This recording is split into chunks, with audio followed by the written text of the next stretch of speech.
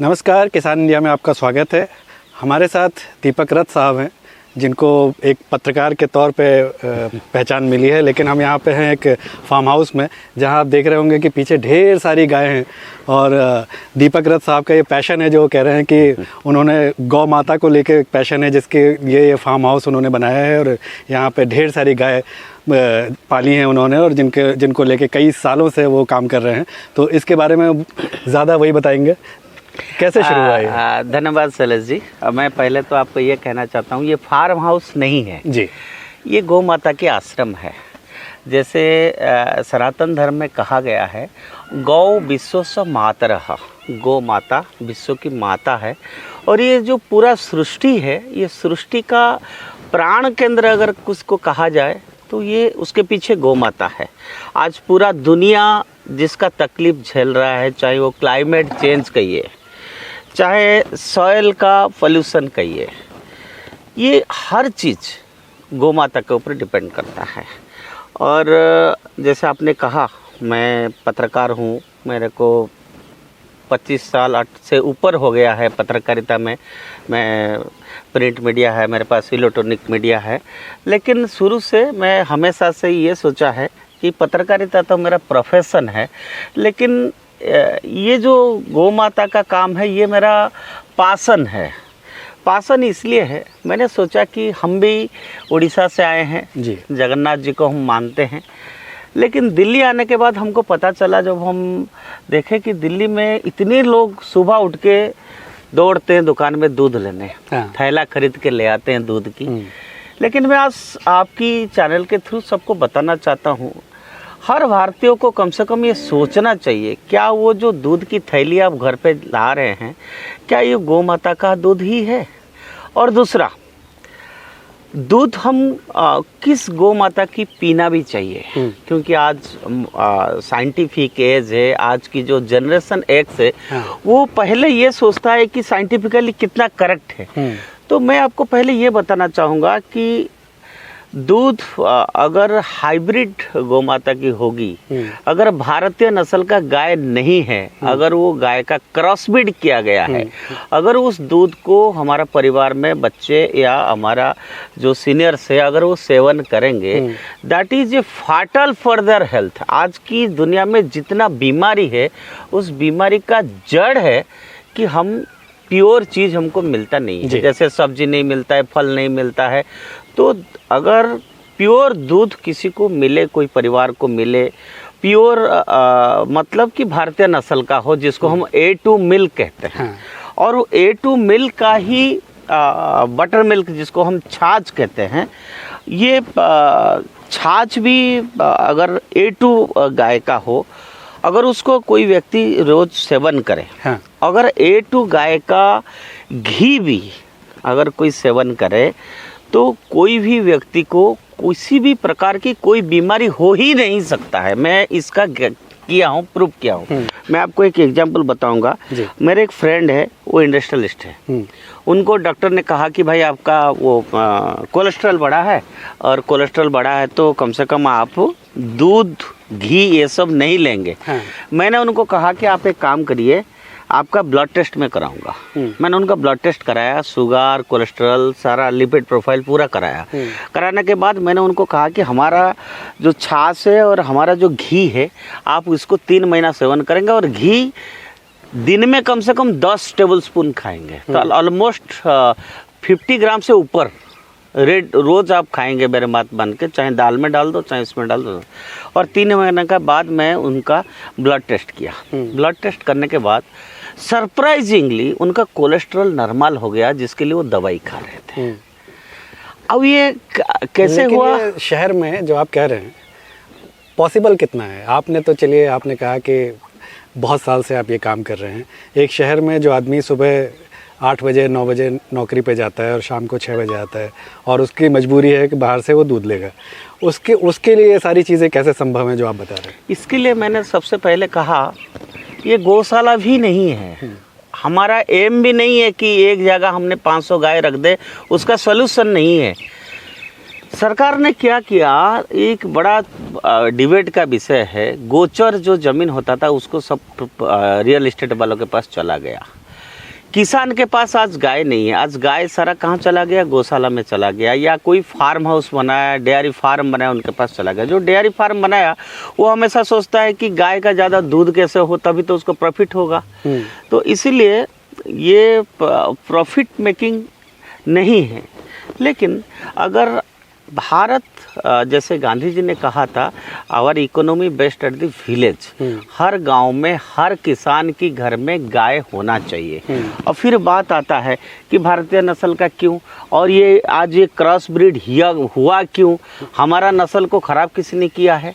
हमारा नस्ल को यूँ ख़राब हुआ, मेरे को कहना नहीं चाहिए। एक इंडिया का बहुत बड़ा कोऑपरेटिव सोसाइटी है जिसका मिल्क आज बहुत जगह जा रहा है, विश्व में जा रहा है, सब जगह है। उनकी फाउंडर ने मिल्क का जो क्वालिटी है, उन्होंने ऐसा कर दिया कि जिस मिल्क में फैट ज़्यादा है वो मिल्क सबसे अच्छा है। उन्होंने ग्रेडेशन कर दिया उसका मिल्क। लेकिन ऐसा नहीं है। भारत में क्या होता है, जैसे उत्तराखंड में पहाड़ों में कोई गौ माता अलग अलग तरह की जो जंगल की पेड़ पौधे खा के जो दूध देता है, वो चाहे 1 लीटर दूध दो, उसका दूध में अलग अलग चीज़ मिलता है, प्रोटीन हो या हर तरह से चीज़ अलग मिलता है। आंध्रा में कोई नस्ल मिलता है, अलग मिलता है, हरियाणा में अलग नस्ल मिलता है, साउथ में अलग नस्ल पेंगनूरू गाय है जिसको अभी प्रधानमंत्री मोदी जी ने अपने पास लेकर रखा था। हर जगह का ब्रीड अलग है, हर गाय का दूध का क्वालिटी, कंटेंट, वो सब अलग अलग होती है। हमने क्या किया कि गाय को दूध ज़्यादा देगा, बाहर की अमेरिकन काउज लाए, हमारा देसी गाय से ब्रीड कराए, जर्सी गाय बनाए। जो गाय 5 लीटर दूध दे रहा था वो गाय 25 लीटर दूध दिया। लेकिन हुआ क्या, दूध तो ज़्यादा मिल गया लेकिन जो क्वालिटी था वो ख़राब हुआ। अगर आप जर्सी गाय का या भैंस का गाय का घी पियेंगे तो आपका हार्ट का बीमारी होना तय है, आपका कोलेस्ट्रॉल बढ़ना तय है। इसलिए अभी समय आया है कि अगर हमारा एनवायरनमेंट को बचाना है, हमारा समाज को, परिवार को बचाना है, अगर इंडिया को डिजीज़ फ्री करना है, क्योंकि already India has become a diabetic capital, अगर ये करना है तो हमको फिर से बैक टू नेचर होना पड़ेगा। 40 ब्रीड भारत में होता था, आज कुल मिला के 15 ब्रीड है, वो भी गिन गिन के है जी। यही कारण था कि एक पत्रकार होने के नाते हमने सोचा कि यार हमने कम से कम दिल्ली में रहते हुए भी, मैंने पंजाब से, हरियाणा से, राजस्थान से, श्रीगंगानगर से, पाकिस्तान बॉर्डर से, कहाँ कहाँ से खुद में जाके ट्रकों में गाय को लाया। मैं कोई गाय लाया जैसे 80% है इंडियन, कोई 60% है, तो मैं उसको यहाँ लाया। यहाँ पर हमने बेस्ट क्वालिटी का बुल, आप देख सकते हैं हमारे पास 2-3 बुल है, वो बुल से हमने क्रश कराया। क्रश करा के हमने कोशिश किया, जो 60% थे उसको नेक्स्ट जनरेशन में 80% किया, 80% वालों को 100% किया, और जो 100% हो गया उसका सेकंड जनरेशन, थर्ड जनरेशन जो बच्चा हुआ, उसका दूध अगर कोई पिएगा तो वो that will work wonders. Not only दूध, अगर किसी को कैंसर भी होता है, हमारे यहाँ कई पेशेंट्स आते हैं, अगर बच्चिया होता है ना, बच्चिया का पहला जो 5 दिन 7 दिन का यूरिन होती है वो लेके जाते हैं, वो पिलाते हैं। अच्छा, हमारा जो घी बनता है A2 गाय से, आपको आश्चर्य होगा कि एम्स में जितना पेशेंट्स आते हैं जिनका रेटिना का प्रॉब्लम होता है, जब allopathic system of medicine fail हो जाता है, वो आते हैं हमारे से घी लेके जाते हैं। उनको एलोपैथिक डॉक्टर ही बोलते हैं, वो नाभि में लगाते हैं या आंख के ऊपर लगाते हैं या सेवन करते हैं। तो आंख आपका अगर कोई भी परेशानी है तो 10 to 20% प्रैक्टिकल एक्सपीरियंस से, क्योंकि I am not a doctor, but मैं इतना एक्सपीरियंस से कहता हूँ 10 to 20% ठीक हो जाता है उससे। किसी को शुगर है वो ठीक हो जाता है। और हमने केवल गाय को, इसको इकोनॉमिकली भी करना चाहिए, इसलिए हमने क्या किया, गाय से सिर्फ आप दूध नहीं जी। एक तो सनातन धर्म में गौ माता को पूजा करते हैं जिसके अंदर 36 करोड़ देवता है। अगर आप किसी भी व्यक्ति जो भगवान को मानता है, माता रानी को मानता है, अगर उसको कोई भारी परेशानी है, किसी भी तरह से परेशानी है, वो आए, अपने आप को सरेंडर करे, गौ माता की पैर धोए, साफ करे, उनको खिलाए, उनको टीका लगाए, मैं आपको गारंटी के साथ कहता हूँ, this is not scientifically accepted, मैं आपको गारंटी के साथ कहता हूँ, उस व्यक्ति का कोई सी भी तरह का परेशानी हो, वो 100% ठीक हो जाएगा। लेकिन अभी भी वही सवाल वापस आता है कि जिस तरह का शहरीकरण है उसमें, जो आपने कहा कि गांधी जी ने कहा था कि घर में एक गाय होनी चाहिए, वो अब कहाँ कैसे पॉसिबल है? तो और अगर पॉसिबल नहीं है तो जितनी समस्याएं आपने बताई उसका सोल्यूशन क्या है? क्योंकि लोग गाय नहीं पाल सकते शहरों में, आपको भी पता है, हम सबको पता है, तो उसका सोल्यूशन क्या है? देखिए, आप एकदम मेट्रो सिटीज़ में गाय नहीं पाल सकते। मेट्रो सिटीज़ की बात हो, मेट्रो सिटीज़ में भी पॉसिबल है। मैं आपको एक एग्जांपल देता हूँ। आप एक पत्रकार हैं, 15 साल पहले, 10 साल पहले भारत सारा डिफेंस इक्विपमेंट्स जितना है वो इंपोर्ट करता था। आज 2014 के बाद आज क्या हुआ कि आज भारत आत्मनिर्भरता की ओर चल रहा है, और मुझे लग रहा है अगला 10 साल के बाद इंडिया चाइना से, रसिया से, किसी से कोई इक्विपमेंट्स लेने की जरूरत नहीं है। सो एक माइंड, वो पॉलिटिकल विल होना चाहिए। पॉलिटिकल विल अगर होगा तो आपका कोई भी चीज़ इम्पॉसिबल नहीं है। आप बताइए, ट्रांसपोर्ट हब बनाने के लिए नितिन गडकरी ने क्या क्या हर मेट्रो सिटीज़ का आउटर रिंग रोड बनाया।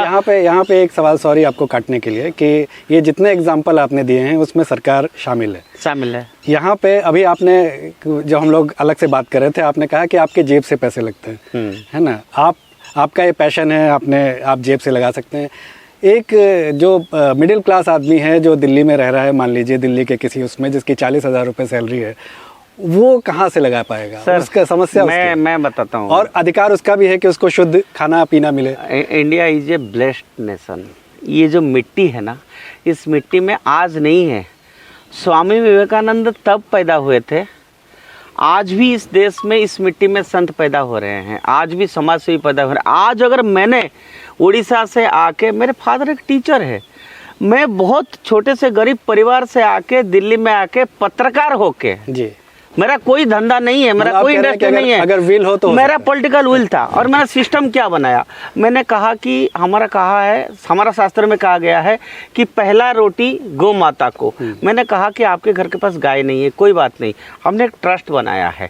मैंने कहा कि एक परिवार में 4 मेंबर हैं, माँ बाप और 2 बच्चे होते हैं आजकल।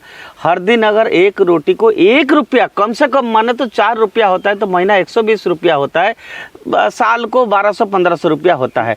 एक परिवार से मैं अगर 1200 रुपया लूँ, मुझे अगर एक शहर में, आज की डेट में दिल्ली में कितना पॉपुलेशन है, अगर पूरे मेट्रो सिटी में अगर 20 लोग जागे तो ऐसा ही तो होता है। नेता एक ही होती है, सोचने वाला, समाज को ठीक करने वाला एक ही व्यक्ति होता है जो अपना प्रभाव से सबको करता है। आप देखिए, ये मेरे को खा रहे हैं ना, चाट रहा है ना, मेरा गाय यहाँ, मैं जब गाड़ी में अंदर घुसता हूँ, ये आते हैं, मेरे जब आता हूँ मेरे यहाँ पर चाटते हैं, यहाँ चाटते हैं, यहाँ चाटते हैं, ये प्यार करते हैं। क्या ये समझ नहीं रहे हैं? आप कह रहे हो, आप दूसरा आदमी कोई आ जाए, इनके पास आ जाए जो इनको जानते नहीं है, कोई इनको कुछ कह दे, ये सब समझते हैं, इनके अंदर भगवान है।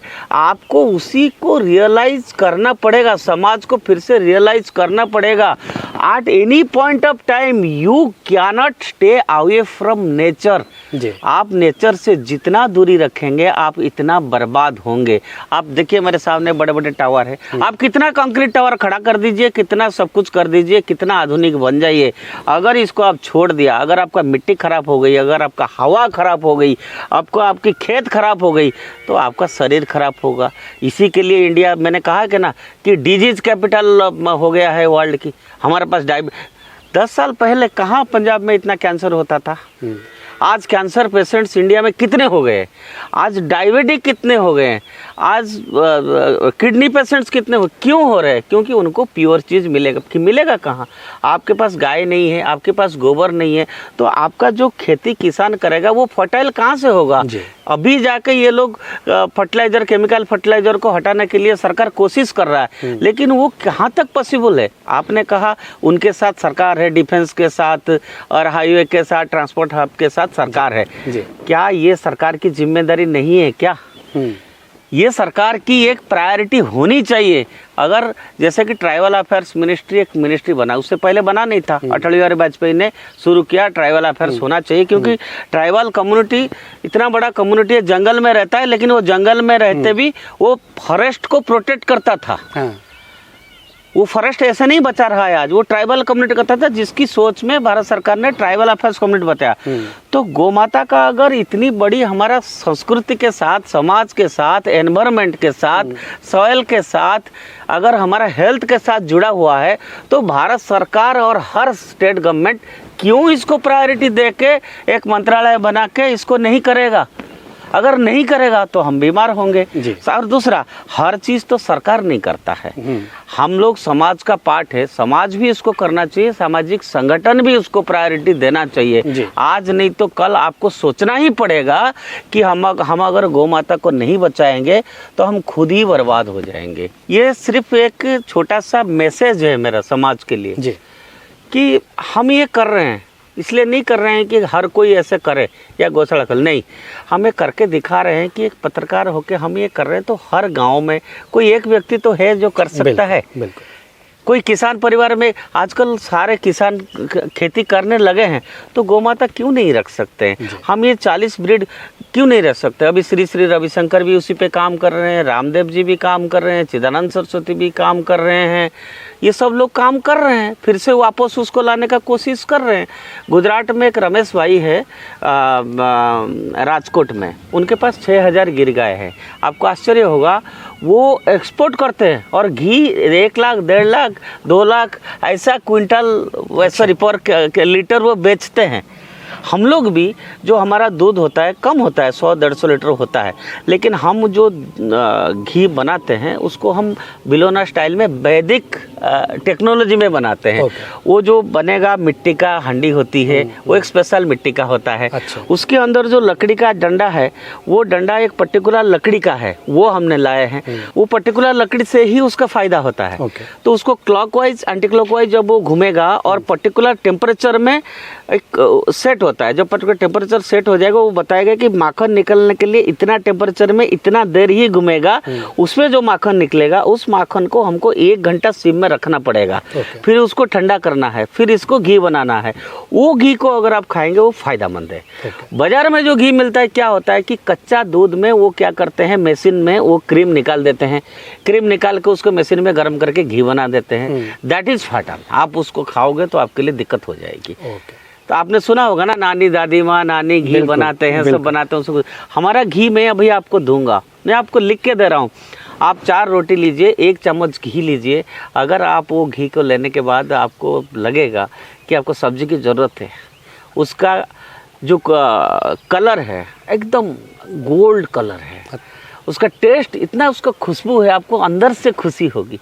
वो खुशी पाने के लिए हमको मेहनत तो करना पड़ेगा। आखिर आप भी तो किसान चैनल, इंडिया किसान करके चैनल किया है ना, तो आपने भी तो कुछ सोच के भी किया है। सिर्फ पैसा के लिए तो सब कोई नहीं जिंदा है, क्योंकि भारत वो देश है जहाँ पर पैसा इंपॉर्टेंट नहीं होता है। भारत में पैसा के साथ साथ आपको समाज के लिए क्या कर सकते हैं, और हर चीज़ में पॉजिटिव। कहते हैं ना, मैं पैसा ऐसे कमाऊँ कि वो पैसा कोई ऐसे काम से ना आए जो हमारे परिवार को बर्बाद करे। मैं पैसा भी कमाऊँ लेकिन उसके साथ साथ मैं धर्म भी करूँ, और इसके लिए ही ये मिट्टी है और ये भारतवर्ष है। जी, बहुत बहुत शुक्रिया, आपने बहुत अच्छी बातें कही। जी, थैंक यू।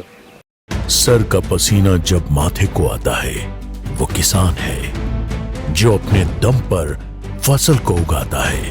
आन है, बान है, शान है, किसान है। किसान इंडिया, चलेगा हल, बढ़ेगा बल।